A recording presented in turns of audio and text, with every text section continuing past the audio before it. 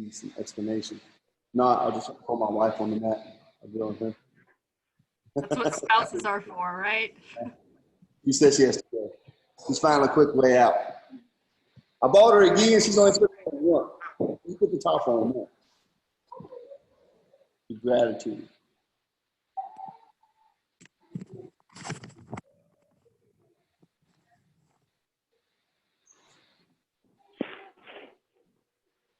Andrew, you seen the solo drill videos yet? I haven't. Are you in the private group? I can see you're in that private group. In that private group. Because I know when I was adding people so quickly it stopped me from adding. It didn't allow me to add everyone. So I know not everybody got in there.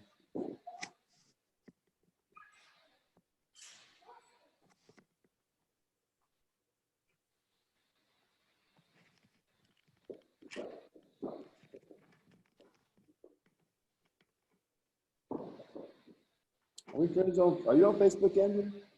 I'm not. No. Okay, that's fine. Have you been getting any emails? Yeah, I've been getting emails, but I don't think I've received any for the solo drills. Okay, I thought I'll check and see. I think I sent it. If not, I'll resend it out. But I'm gonna start releasing those videos separate anyway, because there are some people just don't have training partners. The solo drills, that's what the solo drills are mainly for. I think we all should do them. Something I'm definitely gonna incorporate into my weekly training. But and I think I'm gonna continue these. I just think they're a good supplement and a good addition to what we already do. But I'll double check and make sure that you got the email. So I want to say I emailed, just like I emailed all the links, all the classes and the videos. I want to say the solo drills got out too, but a good chance. Let me see. Let me just check that right quick while we're waiting.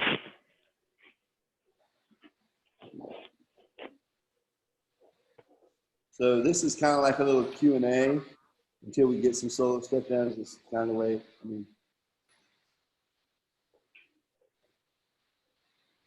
you find that.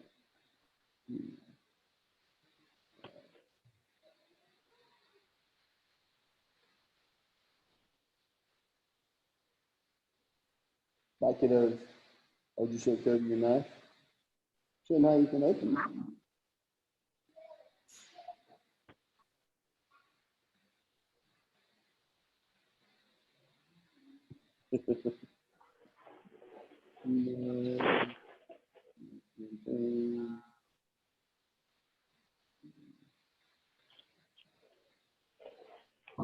Maybe I didn't. Yeah, maybe I don't think I might not have sent out the solo drills. So I will do that tonight. So, and you should get those tonight because I don't see them. But I'll just show you what tool you need. You don't have to get a peanut. You can use a heavy bag, body pillow, grappling dummy if you want it. You can use all that stuff. But the instability of peanut just adds a lot more variables to that training. It mimics more of what the resistance opponent might be. Okay. Actually, Cody has my peanut. I don't have one. But you'll see a picture. I'll put a picture because I put an Amazon link to where you can buy those peanuts too. They're pretty cheap. I bought mine for $16, $17. That's pretty good. And this is like an exercise ball, except it's shaped like a peanut. Okay. And I got a lot coming because I'm hoping we may try. So right now they're saying they're going to allow us to open back up May 1st. Right? But the problem is the stipulations for gyms opening up May 1st is crazy sanitation rules, which is fine. That's fine. We're anyway. But you still have to maintain social distancing inside the gym. You have to be 6 feet apart from each other.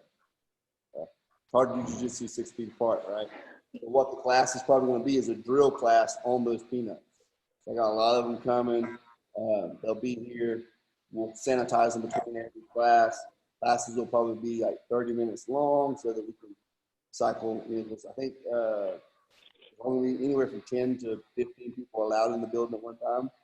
So what the plan is as long as they're going to allow us to do it, I still got to get that okay first. Then we'll have a sign-up sheet. People sign up for the day and the time they want. So they get that day and time until we get back to normal. Okay. And so, they have the opportunity to come in here, get feedback and stuff like that. Okay. But you didn't bring that peanut back, did you? But I got another one. Should have been showing up today, and I went to tell Sarah to bring it. But I didn't. We'll have plenty of them here because I got a lot more on the way. So that's the idea of kind of what we might get to do in the very first of this phase of opening, because I imagine it'll be July before we're allowed to do contact. I would imagine, but it gives us something. And trust me, you're gonna be like, man, we need to do back to regular rolling my legs. My legs are toast just recording the videos. So I can't imagine doing the sequences. So. All right. So the videos and stuff. Have you had anybody to train with, or you've been kind of just on your own? Andrew, have you had anybody you've been able to train with, or have you kind of been on your own or nothing? No, I've just been having to do it on my own. Yeah, okay. I've used a feed bag and tried a couple other things. Okay, good. And then I got a pool noodle the other day okay. to put inside of the gi. Yep. And then and this. There you go. Hey, that works, man. You can take it like you can put sweatshirt over a body pillow. That works. Yep. There you go. Stuff like that. If you get that peanut, I have a way you can set up using the pool noodle like you just shown, where you can set up and make arms on the peanut. You just need jump rope, pool noodle. You have to put the pool noodle in half and a bungee cord. All right, and the arms will be like this. So when you're passing the bar, you grab the arm and get an arm bar or something like that. So it's a way you can kind of add on to it if you want. But, you don't necessarily going to have to. You're going to get a real workout without having to hit arm bars too. Your legs are probably going to be so tired. You're like, I don't want to hit arm bars. But any questions about anything we've released so far? Any video, any techniques you've seen, you had questions about, you want to see again, you've ever seen live, ask questions about? Particular. I think the videos are very useful when I do actually have somebody that is willing to let me choke him in arm bar and so on, but that's not the time. So I definitely would appreciate more solo drills in general. Yeah. I mean, that's a lot of feedback I've been getting. I'll be spending a lot of time on recording solo drills. So I already have, right now it's just editing. I'll probably have another, so I released the intro, what we're going to do, and then the basic bullfight pass, which we do every class in here. But the thing is, this first series is going to stem off of the bullfight pass. So that's why I did it first. But I probably got 7 or 8 more coming down the pipe. I just got to edit them to get them on now. So we're going to work into a series. Just like if I teach in class, I don't want to teach a series. One move goes to the next and next and next. That's the way this pass is. We start bullfight pass. We go to, a long step around the head, defense if they're trying to hit the stick. We bullfight pass the knee on belly. We do a knee switch off of the knee on belly position. The bullfight pass, we do a knee on, and we do a long step around the head, out of knee on belly position. It's the same as the other one. So we're just tying things together. And then we work on tying them together, making them fluid. Knowing them is one thing, putting them together and hitting them, in a seamless transition, totally different thing. So I'll release a lot because I want people to kind of pick kind of what their favorite parts are. But I'm still going to encourage everybody to focus on, pick, if you're still new to jiu-jitsu, pick 2 moves and put those together. When those start getting, David's hopping on. When you're putting those 2 moves together pretty efficiently, then we add that 3rd move, and slowly add to that, slowly build upon that sequence. David, what's up, man? I don't see any audio and videos off. Oh. Now I see audio and video for both off. Let me see it. I can invite him to turn it on. Let's start video. Let's see if that works. But so that's what's hoping. I'm hoping that's what that's what I expect to releasing here real soon. So hopefully next week. This is the weekend. I'll edit all weekend. Hopefully next week I'll be able to release the rest of this series and hopefully the next series as well. Okay. But, that peanut will be very helpful if you want to get on Amazon. Like I said. Now there are $50 and $60 peanuts on Amazon. Do not buy those. That's everybody's overcharging for exercise equipment nowadays. I wish I wouldn't have sold my exercise equipment 3 months ago. I'd have got 5 times the more rate right now. I would have done it sometime, but still. Like, don't buy a $50, $60 peanut. You buy one for less than $20 or around $20. And perfect. Okay? But so yeah, the solo drills are coming. Okay. Any other questions? Anything you guys want to see? I do have a question about a solo drill I know about that you have, which is I've been trying to work on my Berimbolo rolls because that's what came to mind for things like that, and I'm terrible at it. So any advice about that? On working on your Berimbolos? So And a lot of Berimbolo. What are you having problems with? The entry, the inversion? the inversion, I'm not great at. So I've previously learned before a drill against the wall, and I'm just not good at it. So any advice about that would be awesome. So, that inversion, that roll is all about folding your body.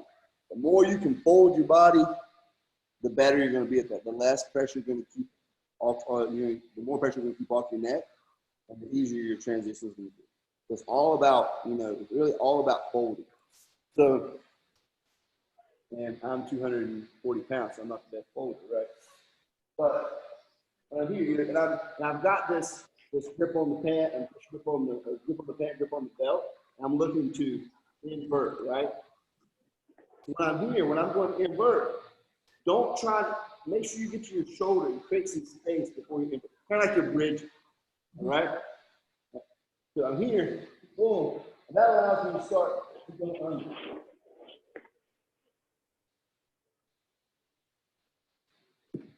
That makes sense? I create that space so I can dive under that space. On Cody,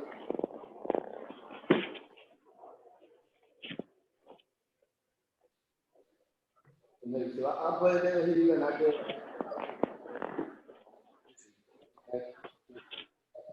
What I want to do before I grab boards, I need to sit it down, right? So I sit. Go to the mat, my friend. Well, there's no space yet, right? I'm not going to fit there, right? What I'm going to do is here, look, I bridge. See that space I'm in? You see right here? That allows me to invert and go under. Now, let's get it off. Looking for the back foot. That's the biggest part people miss when they start to invert like that. It's not just like enter and I roll. I enter, I kind of bridge and tuck myself in that space I'm able to put. So when you're on the wall like that, very similar. Like, you're here, your feet are on the wall, right? You're going to look, I put you on the wall and I'm going to bridge. And then I go under. Does that make sense? Yep. That'll help you. And when you go under, it's fold your body. I can start to go in that space and I fold and let that transition happen. Got it. Okay. Right. Jotting notes. Yeah. Like a lot of people, when they first start doing the Berimbolo, they miss that bridge and go underneath.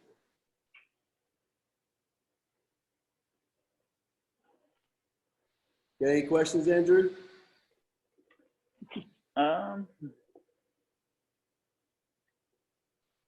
I do have one. When you have a gable grip, I think that's what this is called, right? Mm-hmm. When you have it like this, how do you stop people from just pushing your arm down to break the grip? From what position? Just in general, like is there a different grip you can use instead of that one, or? The gable grip is not all about holding, just holding with your hands. It's also about pinching your elbows. Okay? Okay. That'll make it harder for them to separate your hands. Yeah. I'm here, yeah, they can start to move. When my elbows and everything is holding on as well, it's harder for him to separate my hands. Oh, yeah. You feel the difference in your grip? Yeah. Squeeze and you push, you can feel it move. If you squeeze and close your elbows and then push, it doesn't move. It's a lot harder. Right? So a gable grip here and squeeze. It's kind of like when I'm in side control on someone. I'm under the head and under the arm and I gable grip. Well, I can hold on tighter. I squeeze. When I squeeze my elbows together, I get a lot more pressure and it's harder for this grip to fail. Okay? Yeah. Thank you. Good question. Joey's trying his inversions on the back, you guys can see. All about fold, fold. That's right. Can I get a video of Cody rolling around the whole gym? I think that would really help me. Yeah, we can do that. Yeah, he's going from corner to corner. That's right. Yeah, dude, Barry Mullen always has to do that. Yeah, that'd be fun. Yeah. Any other questions? Good questions, guys. So, like, Andrew, you have your dog, your pillows and stuff. You can practice side controls and stuff on that, just like side control transitions. So, we released the side control series for fundamental students 2 weeks ago or whatever. You get on that pillow, work those transitions out here. I position can call this side control position 2. Here, sit through, keeping my knee close to the pillow, just because it's mimicking where the body of the person would be. Boom, I get up to my position 1. I'm like I'm grabbing that arm, pulling it across my lap. Somebody pushes my face away, flip my hips again, back to position 2. And in position 2, I'm gonna go to position 3. I bypass the arm, I either flex the arm or I put my elbow in the armpit, bypass the arm. Now, this knee, the head slides down the body, kick my hip, step over to now. I can sneak the knee now. I can kind of flip the leg and go to mount. Drill around that pillow until you get a peanut or whatever. When you get the peanut, Cody didn't bring my peanut back, so blame this on him. But you get the peanut, and you have pressure on that peanut, you're going to feel it want to start to roll, just like a person would. So that's why I like that. And I do have one of those video series coming too, how we transition, on that peanut, which is not easy. Good. Any other questions? I have a not directly jiu-jitsu related question, but I'm finding more time is being spent on warm-up sort of drilling things for myself. And because I'm staring at a computer the whole day, my neck hurts like all the time. So if you have any advice about while I'm drilling things to help with neck pain, that would be awesome too. Neck pain is a lot because if you're looking at a computer all day, you're like this. That's where your neck pain comes from. Yeah. So your way to strengthen our neck up, wrestlers have some of the strongest necks in all sports. Right? One is because of the sport, but all wrestling clubs do these kind of neck drills. So you start on your hands first until your neck gets strong, head here, hips up, rock, control, side to side, circle, one direction to the other. When that's easy, remove the hand. Right? In.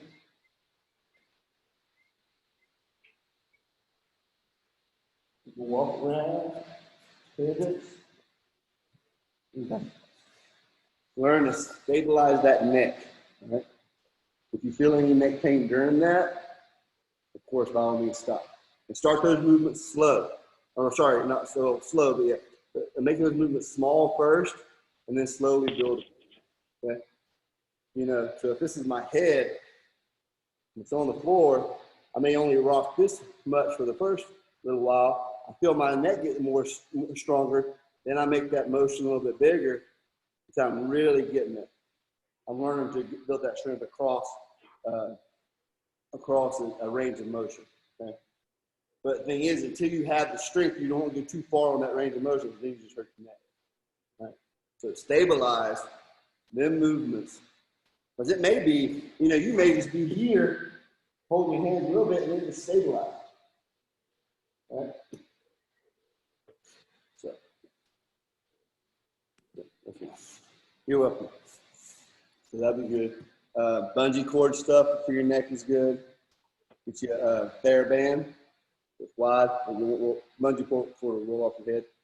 And here, tight on a post behind you. Got this out of physical therapy when I injured my neck. So keep your chin level with the floor. All right. Back straight. I would be standing up doing this, but I push my chin straight forward. Retract my chin as far back as I can. Trying to keep it on the same plane. Makes sense? Gives you a good stretch. You can do it without the TheraBand. And then when you get good at that, then you want the TheraBand for resistance. So if I have a pole in front of me, I wrap that TheraBand around my head, around the pole, let it pull me forward and stretch, and then pull to resist. Let it stretch, pull to resist. I'll try to make a video on this too. This will be a good one for everybody. All right, and then after I do that, 10, 12 times, then I would turn around. Where now the resistance is when I push my chin forward, and then I let the resistance pull my head back to stretch. Okay. That's another good one for your neck too. Awesome. Thank you. Maybe we just need to bring you in for my whole department. We probably need that after this. Oh yeah. I'm gonna tell you, sit at the computer, one of the worst things for your neck. Jonathan Miller, one of our world champs, right? He won this last world championship. He'd been out for almost a year, causing severe neck pain, bulging or ruptured disc in his neck. And the doctor said it was not from jiu-jitsu because it didn't happen while he was doing jiu-jitsu.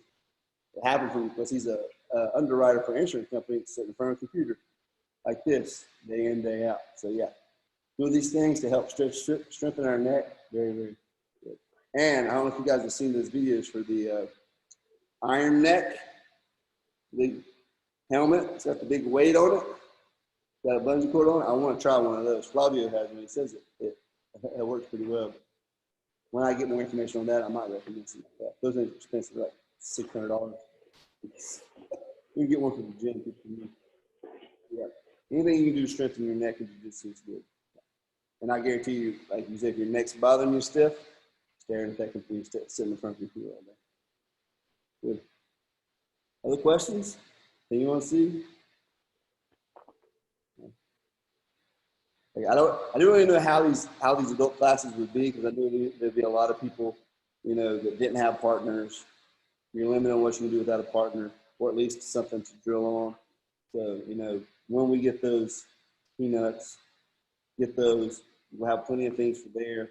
And I think you'll get more questions too as you start to put things together. You're like, can I do this? Can I do that? I can't show everything you can do because that's, movements are limitless. You can do tons and tons and tons of movements. I'm going to show you very practical, straightforward, good transitions I think everybody can get. But, it'll give you a chance. You may start being creative on your own, figuring out new things. So then I think more questions will flow then as well. I knew this, that's why this was kind of like a Q&A.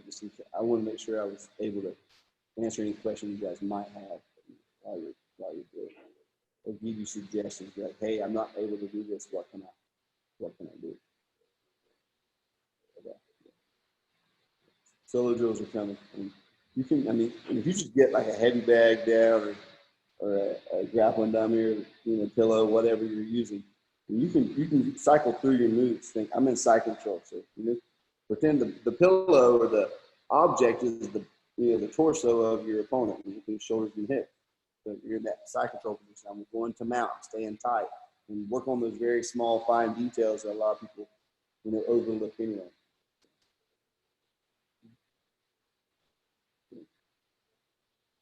Anything else? No? Not in particular, but thank you for doing this. It's nice to see the gym and a couple students, if nothing else right now. So Yeah. I know. I think some people from the gym they've all been self-quarantined anyway, so they trust each other and get together and roll a little bit. But I know that's not the case for everybody. So, yeah, as long as you're doing something. One of the best pieces of advice Lucas gave me was do something every day to help improve your jiu-jitsu. You don't have to be in the gym to do something to improve your jiu-jitsu, whether it's working out, stretching, mental training, mentally training or whatever, which is something that, I always encourage our high-end, our very high-level athletes to do is always mentally train. Mental training is one of those things you can do for 10 minutes at a time throughout the day, and it helps your brain start to put things together. So when you are in class, it's already started that process of putting things together. Now it's just putting it in action. It helps you skip a step. I do that a lot. Yeah, exactly. So mental training is a good thing. High-level athletes, I think they should all sit down, 2-3 times a day for 10, 15 minutes and just go through what their game plans would be. Mentally train, I shoot for the double leg, I take them down, they try to float the guard, I grab their legs, I stand up, I start the pass, they hit the scoop, I hit the leg drag, I step around the head, I look for me, I'm going on the other side. Just going through those so now when I do that enough, when I'm on the mat, I'm actually going to get some resistance. My brain has already went through this process once. Now it's a lot easier to get my body to do that as well, because I don't have to think about it and execute.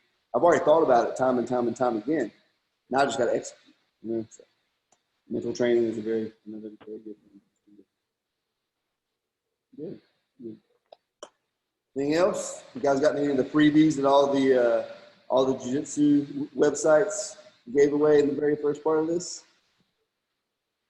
I've seen a few things, but honestly, my workload has increased a lot at my job, so I haven't been able to. Same here. I thought I would have been feeling lazy after this, but having to try to do everything online and finding out that we're going to be able to provide more opportunities for our students by putting techniques online early so people can watch them, and then they come to class. They already have an idea of what they're going to learn. Now they just got to work on fine details. I think I'm going to keep doing stuff like this. So same thing, like learning video editing, I probably invested $2,000 in marketing stuff in the past month. So now I'm trying to teach myself marketing and things like that. So yeah, my workload is, I'm ready to get back to teaching. Because then I pushed everything on the back burner and just never dealt with it. Now I have to deal with it all. Definitely agree with that. Yep. All right, guys. Well, thank you guys for coming online. Thank you so much. Thank If you guys have any questions ever, send me emails. I'm here for you guys whenever you need me. So I really think they're going to let us open May 1st, and we're going to be as cautious as possible because the only thing is I don't want everybody and all these businesses, everybody opening back up normal, and then there'd be a reoccurrence, because if there's a reoccurrence and they shut us down, they're going to shut us down for twice as long. So, and that's definitely not what I want. So, and it's people like my son. We're all probably going to survive this, if we ever caught it. People like my son, who has compromised immune system and a compromised respiratory system. That's the ones we have to protect. So, we're going to be responsible as much as we can. But as long as I think we're safe, and there'll be guidelines. From what I've read and all the literature that's been released so far, the biggest way this is transferred from into your body is people touching their faces. Just don't touch your face. Wash your hands off and just don't touch your face. You got to itch, use your forearm or something like that. Don't touch your face. If you wash your hands, keep off your hands. Great. Also, I'll make a post about this, but I'll go ahead and tell you guys about it. I'm going to encourage everybody to get defense soap. You guys know what defense soap is? Yep. Defense soap uses essential oils to make their soap. Essential oils are very alkaline, and viruses and bacteria cannot thrive in alkaline environments. And the great thing about defense soap is when you're washing with this essential oil soap, you're soaking up some of those essential oils in your very, very top layer of your skin. So it's almost like a barrier. Right? It's not very, I mean, it's kind of, for soap, it's not expensive. It's about $6 a bar, pretty much. And that's what I get for it. And there's not a big markup. I get it for wholesale. I think I still get wholesale. I have to look at that. But like, even though from what I could buy it for and what they sell it for, there's not a big markup. Maybe $1 or something per bar. But I'm going to get some here and put it behind. I'm going to get a case and just put it behind the desk for when we do start this soft opening and see how they, and just, you know, I made my family start washing with it just because it's a barrier. Like it's just another level of protection against everything. Like, you know, people get, you know, you can get staph or anything anywhere, right? It's everywhere. It's in your house. It's in your gym. It's outside. It's everywhere. It's just how you get it.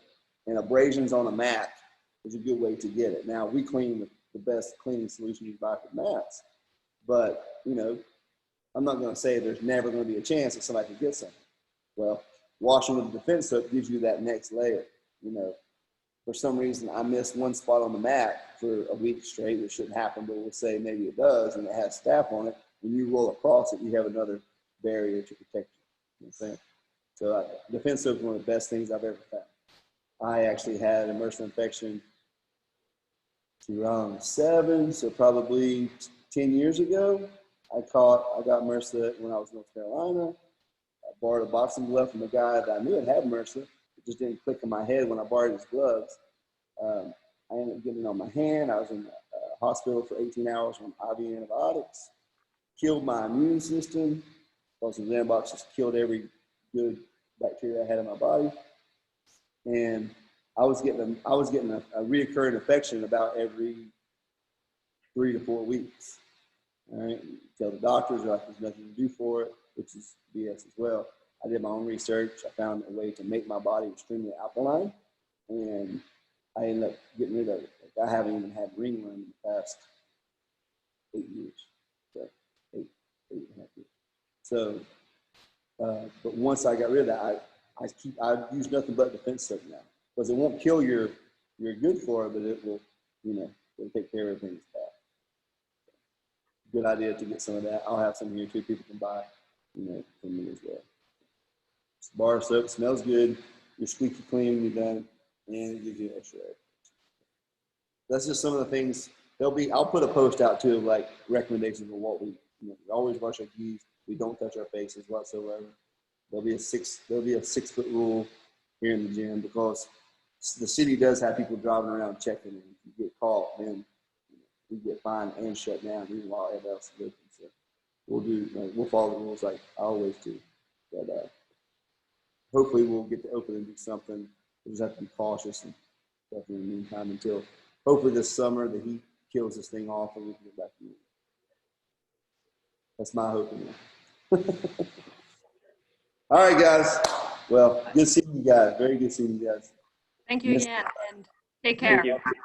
You're welcome. I'll look for more videos this weekend and early next week. And we'll have another. We'll keep doing adult. We'll do like an adult mat chat like this, just after my kids' classes on Tuesdays and Thursdays, until I guess we got one more week until a week could possibly. I think May 1st is what, next Friday, I think. So we might have a Friday, May 1st. Real fast. We'll see. If not, maybe that fall week we can start having some classes. All right. Good seeing you guys. I had one last question. Yeah. I tried to make a stretch to try to practice for the Americana, I think, where you're. I was just curious if this would be a good stretch to do, or if it's not good. Is that, yeah. As long as you're not forcing it, don't force it too much. Okay. Never push anything too far, right? So, but yeah, I mean, I don't think I can do that. I'm more flexible than I am. So yeah, nothing wrong with that at all. I try to like lock this elbow right underneath this one, and then kind of grab the meat of my thumb right there, and then pull it down. And think about when you're stretching that, if you're looking to defend the Americana, you're just pulling against that arm at that angle. You know what I'm saying? Your other hand's pulling this arm, yeah. Yeah, it's the rotation is what you're trying to defend. Yeah, that's it. Man, it hurts me just to watch you see you do that. All right. Well, Thanks thank again. you guys for coming on board. We'll see you guys next week, okay? All right, thank you.